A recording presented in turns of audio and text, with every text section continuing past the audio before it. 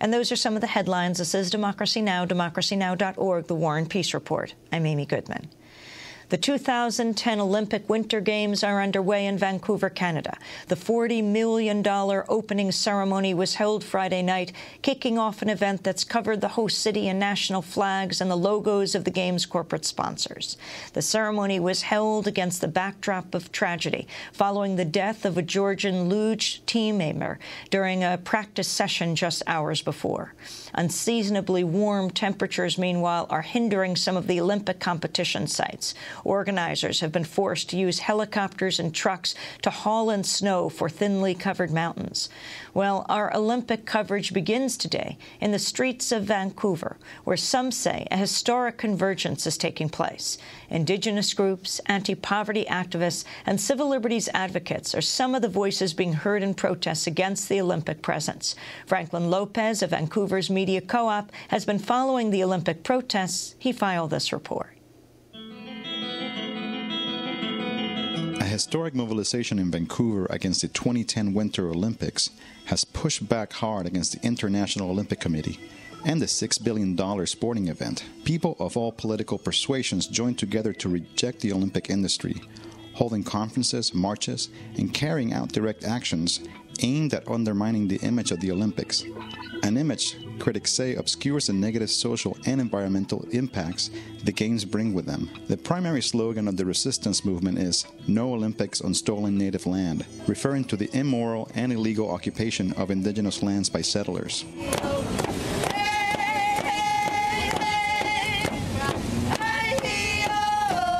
After years of organizing and mobilization, the anti-Olympics convergence got underway in Vancouver this weekend. Following dozens of protests and disruptions across Canada, the Olympic torch was blocked from passing through Vancouver's downtown east side.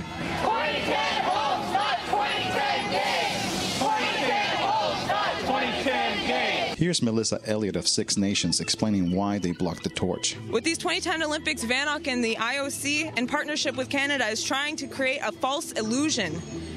They're creating a false illusion that Canada is good and has positive relations with our people. But we are here to break this illusion, to tell the truth by declaring the following.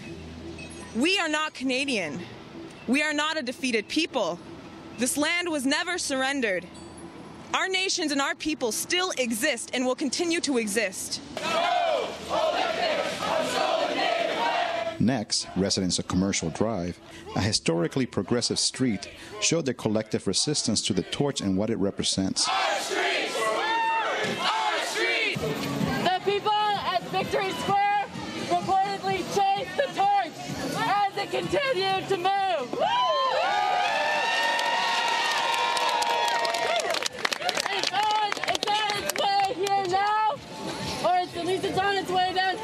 Hip-hop artist Testament was present to lend his support. All right, well, we're here today because there's been a call out by people of this community to stop the torch coming through Commercial Drive. Many of my friends live in the neighborhood. It's a great place, so we want to avoid having the Olympics come through with their bullshit RBC and their bullshit Coke propaganda, their bullshit like Canadian flags, and we want to reclaim this neighborhood. So this is what people are doing. We're taking the streets, we're taking this over, we're blocking the torch, and we're gonna stand here, we're gonna stay here, we're gonna like occupy the intersections and force them to reroute it. Even the disrupted torchbearer, Carrie Zaretnik, could empathize with protesters whose cause continued to gain support as the Games drew nearer. I think it's great for people to have free speech, and I saluted some of my friends that are there, but I'm a national team athlete, and I'm in love with the Olympics, and I think the spirit has really uplifted our country in a better way than just complaining. The torchbearer was loaded into a police car, a fitting symbol of the $1 billion spent on police, military, and private security during the Olympic Games.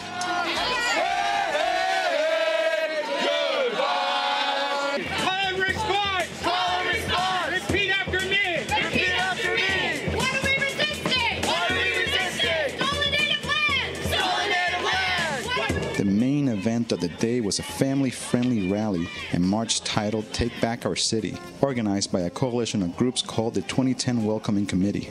The evening brought out at least 3,000 protesters representing activists of all stripes, including Indigenous sovereigntists and supporters, migrant justice and environmental justice groups, anti-poverty groups, queer rights organizations, and more. Harjab Grewal of the Olympic Resistance Network commented on the success of the mobilization. But we know the Olympics suck. What's more important is this resistance. What's more important is that I'm absolutely ecstatic that all of us today are going to take to the streets and give them a hit like they've never had before. The IOC didn't know what was coming, but we're here now, and that's Marty.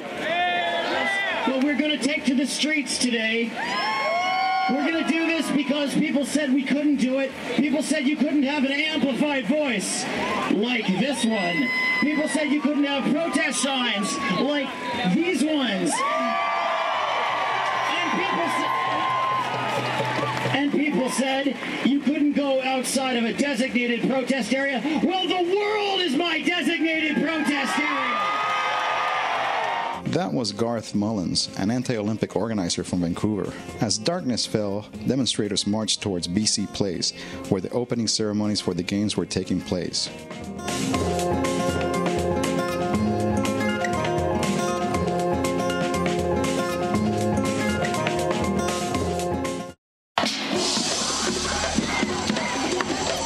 Saturday morning, anti-capitalist activists took Georgia Street in downtown Vancouver in an action designed to block Olympic traffic from Vancouver to the resort town of Whistler. The action was billed as a heart attack, set to clog the arteries of capitalism. A brass band accompanied marchers who carried banners, shouted slogans, and advanced through the streets of downtown. After blocking the street with dumpsters and paper boxes, a small contingency broke away from the crowd and smashed the windows of the Bay, a company with direct ties to Canada's Colonial Past and an Olympic sponsor. Longtime Vancouver resident Maxim Winther explains. If you look at the stores and the industries that had their windows smashed, if you actually look at their history of what they've done, the Hudson's Bay Company exactly, it was the original government of this land. It was instrumental in bringing smallpox to the local people and, policing the fur trade and, the genocide that happened. Something like 90% of the people that lived here were taken out. And so Hudson's Bay has a hand in that. Saturday's actions were met with harsh violence coming from police, who beat demonstrators in the street, kettled another group, and arrested 13.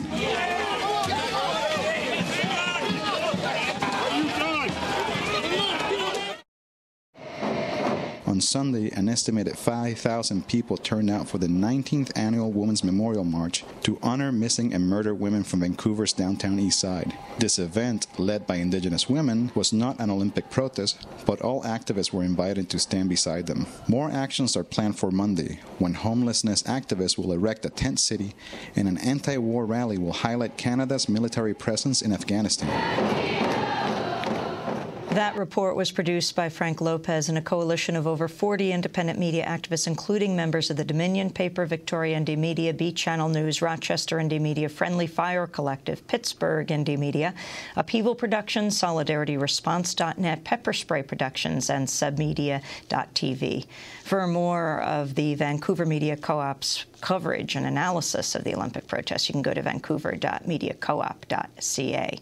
Coming up, we'll speak with Vancouver physician Gabor Mate on the mind-body connection.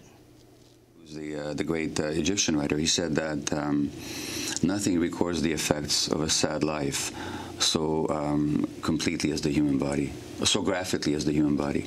And you see that sad life in the faces and bodies of my patients. Coming up, more with Dr. Gabor Mate, and we'll be talking about the latest on the Olympics. Stay with us.